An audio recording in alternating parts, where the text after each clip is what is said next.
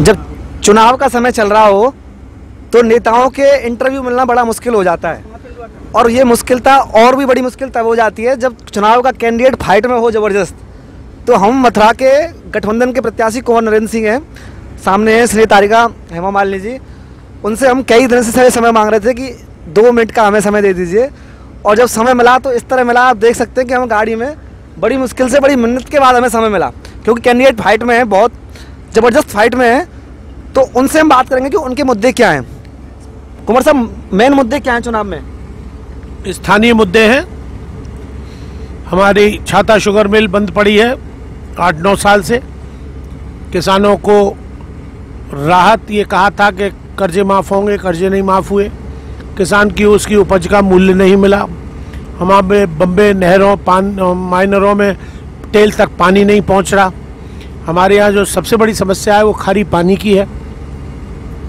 हेमा जी ने ये कहा था कि मैं आरओ का प्लांट का कैंट का वो ऐड करती हूँ, 4 करोड़ रुपए उससे वो अर्जित करती हैं, लेकिन उसके बावजूद भी मथुरा के खारी पानी के लिए कोई उन्होंने निजात नहीं की।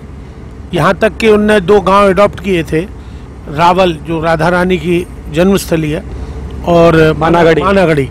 वहाँ पर भी आप देख लीजिए, जाके अपना कैमरा घुमा लीजिए, बदाली पे आंसू बह रहा है। जी बिल्कुल, हमने कवरेज किया है। तो इसलिए ये सब ढपोसलेबाजी है, क्योंकि actually she is not a politician. उनकी प्रायोरिटी पॉलिटिक्स है ही नहीं, उनकी प्रायोरिटी फिल्म इंडस्ट्री है। फिल्म इंडस्ट्री में उनकी जो जीवन उनका 40-50 वर्ष का गुजरा है, उससे उनका लगाव है। वो 43 मिनट पार्लियामेंट में बोली है 5 साल में, कुल 43 मिनट। अब आप रेशो फैलाइए कि कितनी डिबेट्स में उन्होंने पार्टिसिपेट किया हो। उसमें भी उन्होंने फिल्म इंडस्ट्री के लिए कितनी सुविधाएं दिल में हिंदुस्तान में मिले, उसके टैक्स को कम किया जाए, उसकी, और जो उन्होंने कहा था कि हमें फॉरेन कंट्री में जाना पड़ता है, बड़ा एक्सपेंसिव हो जाता है हमारी shooting schedule, Switzerland, London, Paris, Rome, France, Australia, New Zealand वगैरह वगैरह, वो सारा हमारे यहाँ इंडिया में भी है एटमॉस्फेयर, लेकिन वो डेवलप नहीं किया गया। तो हमारी इंडस्ट्री के लिए उसको डेवलप किया जाए, जिससे कि हम लोग यहीं अपनी शूटिंग देश में करें और हमारी फिल्में सस्ती और अच्छी हम जनता को एंटरटेन करने के लिए दे सकें। लेकिन मथुरा के बारे में, मथुरा के विकास की, जमुना प्रदूषण, जमुना गंगा में तो भी पानी रहता है, चाहे प्रदूषित रहे या शुद्ध रहे, लेकिन मथुरा में तो अब आप महीने भर बाद देख लीजिएगा, एक गंदा नाला बहता हुआ दिखेगा। दिल्ली का सारा केमिकल का पानी, गार्बेज, सीवेज, सारा वाटर हरियाणा और दिल्ली का जमुना में आता है, मथुरा में। लोग उसे श्रद्धा भाव से आचमन करते हैं, वो आचमन करने योग्य भी नहीं रह जाता। तो इसके लिए कौन करेगा? एनसीआर में नहीं आ पाया मथुरा। एनसीआर तो उनके हाथ की चीज थी, पार्षद से लेके प्रधानमंत्री तक उनका है। जी, अगर मैं सीधा सवाल पूछूं राजनीति का, तो सवाल ये है कि आप आरएलडी के चिन्ह पे लड़ रहे हैं, आपके 2 साथी सपा और बसपा। कांग्रेस तो यहाँ लगभग न्यूट्रल है, कोई खास वर्चस्व है नहीं, तो कैंडिडेट है। तो सपा और बसपा का वोट क्या आप ट्रांसफर करा पा रहे हैं? सीधा सवाल। मैं नहीं करवा पा रहा हूँ, वो नीतियाँ करा रही हैं और नेता करा रहे हैं। जी, सपोर्ट मिल रहा है आपको? पूरा सपोर्ट मिल रहा है। बहन मायावती जी का जो कैडर बेस्ड वोट है, वो उनके लिए कमिटेड है, उनके आदेश देखता है कि पालन कर, उनने आदेश क्या दिया, उनका आदेश का पालन उनका मतदाता कर रहा है। लेकिन हाँ, एक उसमें थोड़ा सा अभी कमी है, वो हम लोग भी दूर कर रहे हैं, और हमने उनसे भी रिक्वेस्ट किया कि वो अभी तक हाथी को देता आया है वोट। वही मेरा सवाल था। वो चिन्ह अब उसको नहीं मिलेगा, हाथी, उसकी जगह हैंडपंप मिलेगा। तो हमको कन्विंस करना है, उनको समझाना है कि आप आपकी गठबंधन के प्रत्याशी को हैंडपंप पे वोट दें। अच्छा, जो नई वो है उसमें कैडर, वो तो जानता है, जो पुरानी महिलाएं हैं, पुराने बुजुर्ग हैं, या पुराने रूढ़िवादी टाइप लोग हैं, वो हाथी को ही ढूंढेंगे। तो इसलिए उसको हमको करना है, लेकिन वो लोग कमिटेड हैं बहन जी से। जी, वाम सेफ का जो है कैडर, वो सब कमिटेड है और वो वोट देगा। समाजवादी पार्टी का हमारे यहाँ यादव बहुत ज़्यादा संख्या में नहीं है, करीब 22-24 हज़ार है, लेकिन माइनॉरिटी का जो वोट है, देखिए माइनॉरिटी 2 जगह बढ़ता है, बसपा और सपा और लोकदल। तो इसलिए माइनॉरिटी का टोटल वोट हमको सांप्रदायिक ताकतों को हराने के लिए मिल रहा है।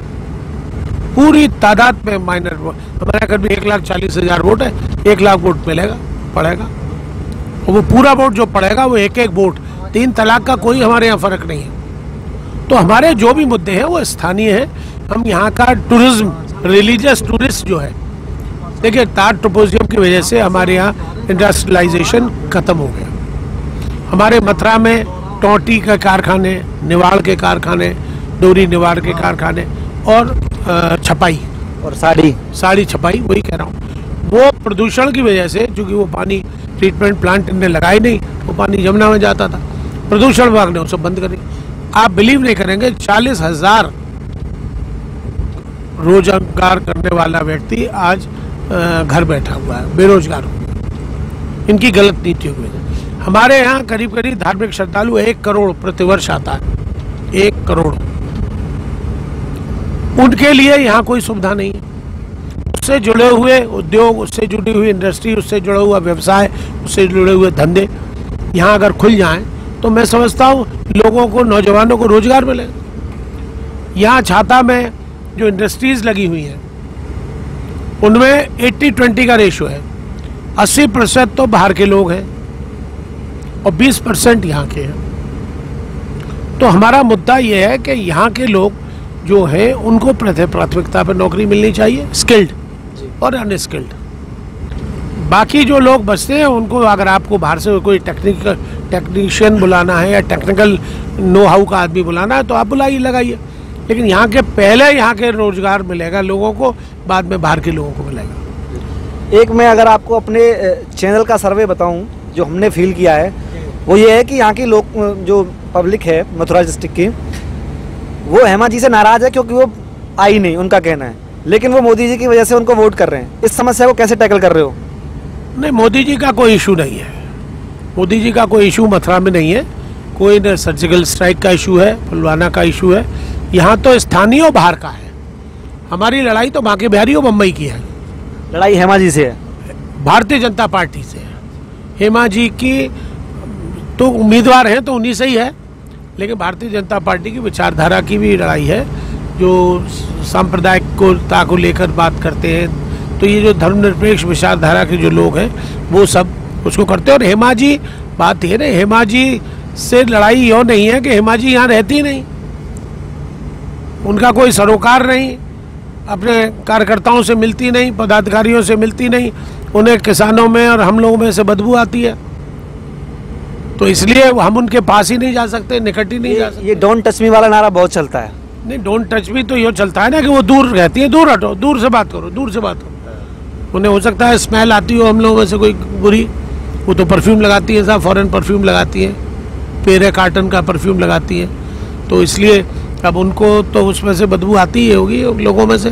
तो जो आदमी हमसे परहेज करता हो, जो हमसे दूरी बनाता हो, जो हमसे दूर हटता हो, एक फिल्म आई थी पहले, उसमें एक गाना था, डोंट टच माई बॉडी बलम रसिया, तो वो शायद वो भी नहीं पसंद करती होंगी कि हम लोगों से जुड़े, हम लोगों से बात करें। इसलिए हम यहाँ के हमारे मुद्दे बिल्कुल स्थानीय हैं, फंडे बिल्कुल क्लियर हैं। यहाँ उन्हें वो आदमी चाहिए जो रात के 2 बजे भी उनके साथ चलने के लिए तैयार हो। फिर मैं स्थानीय हूँ, यहाँ का हूँ, मैं नहीं मिलूँगा, मेरी वाइफ मिलेंगी, मेरे बच्चे मिलेंगे, मेरी भाई मिलेगा, मेरा भतीजा मिलेगा। कोई एक आदमी गिलास की पानी की तो पूछेगा उससे। कॉन्फिडेंट है? Sure, 101% confident. तो अंत में जनता का रिस्पांस बहुत अच्छा मिल रहा है और जनता चाहती है कि वो उन्हें एक ऐसा कार्यकर्ता मिले, ऐसा एक नेता मिले, ऐसा एक उनका भाई मिले जो उनके दुख सुख में उनका साथ दे। तो अंत में जनता के लिए कोई खास संदेश? नहीं, यही है कि मुझे जिताएं और उनके अपने, ये तो फर्जी चौकीदार बन रहे हैं, मैं वाकई द्वारपाल बन के काम करूंगा, सेवक बन के काम करूंगा, और मैं कर रहा हूँ फॉर लास्ट 32 ईयर्स। मैं अजमाए को क्या अजमाना। जी, मैंने आपको हमारी आपकी पहली मुलाकात थी जब छाता तहसील में ये शुगर मिल के लिए पैदल आंदोलन हुआ था, हमारी तो पहली मुलाकात थी। जी हाँ जी, उस समय हमने आपको देखा था। जी जी जी। नहीं, मैं शुगर मिल के लिए एक बार नहीं, अनेकों बार धरने प्रदर्शन कर चुका हूँ, सड़कें जाम की है हमने, रेलवे ट्रैक तक हम पहुँचे हैं। तो हमारे संघर्ष में इसके लिए कोई कमी नहीं है। और मैं ये प्रॉमिस किया है जनता के सामने, नरी सेमरी मैया के दरबार में, कि 1 वर्ष के अंदर इसकी चुमनियों में से धुआं निकलता हुआ नजर आएगा। कोई उद्घाटन नहीं होगा, कोई शिलान्यास नहीं होगा, कोई हवन नहीं होगा, कोई नारियल नहीं फूटा जाएगा, सीधे चिमनियों में से। आज खंडर की अवस्था में एक्चुअली इनकी नीयत नहीं है उसको चलाने की। उससे जुड़ी 100 एकड़ ज़मीन है, ये भूमाफिया उसकी ज़मीन को खाना चाहते हैं, करोड़ों अरबों रुपए की ज़मीन है। तो दिक्कत ये है कि ये नीयत साफ़ हो, उनकी नीति साफ़ हो तो शुगर मिल चलने में कोई बड़ी बात नहीं है। बीच में था किसी प्राइवेट एंटरप्राइजर को दे रहे हैं, वो भी नहीं दिया इन्होंने। तो इनका कोई सोच नहीं है ऐसी जो किसानों के हित की हो। पिछले दिनों हमारे यहाँ रोग लग गया था धान में, कई बार सर्वे हुए, कई बार बीमा कंपनी के लोग आए, फूटी खोड़ी किसी को नहीं मिली, एक पैसा किसी को अनुदान के रूप में इंश्योरेंस कंपनी से नहीं मिला, क्योंकि उसका जो कीड़े वाला जो वो था वो कवर ही नहीं होता था। लोन की भी शिकायत थी, लोन माफ नहीं हुआ, किसी लोन माफ नहीं है। अब 15 लाख से आप देखिए, हास्यास्पद बात है, 15 लाख से वो अमाउंट घट के 2000 रह गया। अब 2000 भी बहुतों को मिले नहीं है, 98% 99% लोगों को नहीं मिले। मैं जब गांव में जाता हूँ, 100-150 गांव में 200 में हो आया हूँ, मुझसे किसी ने नहीं कहा कि एक आध ने हाथ उठाया हमें मिला है, वो भी अभी निकला नहीं है। मिल गया है लेकिन निकल नहीं पाया है। तो 2000 में होता क्या है, इट इज़ आई वॉश। 1475 रुपये का DAP का कट्टा आता है, 800 रुपये का पोटास का कट्टा आता है, 330 रुपये का यूरिया का कट्टा आता है। मैं भी किसान हूँ, वो भी 50 किलो से हो गया 45 किलो का। अजीत सिंह जी ने कहा था कि दाम उतना रहने दिया, वजन घटा दिया। तो 2000 में तो 3 कट्टे भी नहीं आएंगे, 1 बीघे आलू बोओगे तो 3 कट्टे चाहिए आपको। तो हमें भीख नहीं चाहिए, हमें भीख नहीं चाहिए। हमारा जो स्वामीनाथन की रिपोर्ट है वो लागू होनी चाहिए। हमारी गवर्नमेंट अगर केंद्र में आई तो हम स्वामीनाथन की सबसे पहले रिपोर्ट लागू करें। तो मथुरा के प्रत्याशी से हम बात कर रहे थे, राष्ट्रीय लोकदल के कैंडिडेट पर लड़ रहे हैं, गठबंधन के प्रत्याशी हैं, बड़े बिजी शेड्यूल में से निकाल करके हमें थोड़ा सा समय अपना दिया, इसके लिए हम उनके बहुत आभारी हैं और अपने व्यूअर्स तक उन्होंने अपनी बात पहुंचाई। तो एक संदेश हमारा भी आपके नाम है, आप हिंदुस्तान के किसी भी कोने में बैठकर हमारा ये वीडियो देख रहे हैं और आपका वोट बन चुका है, तो आपका फर्ज बनता है कि जब भी आपके जिस भी चरण में, आपके स्टेट में, आपके लोकसभा क्षेत्र में चुनाव है, आप उस आदमी को वोट करें जो आपके लिए काम कर सकता है। झूठे वादों में ना फंसें, किसी धर्म, किसी जातिवाद में ना फंसें, और लेकिन वोट जरूर करें, क्योंकि वो आपका अधिकार है। किसको देना है, किसको नहीं देना, वो आप सोचें, लेकिन वोट जरूर करें। कैमरामैन योगेश चौहान के साथ सोनू कुंतल, व्यूज इंडिया, धन्यवाद।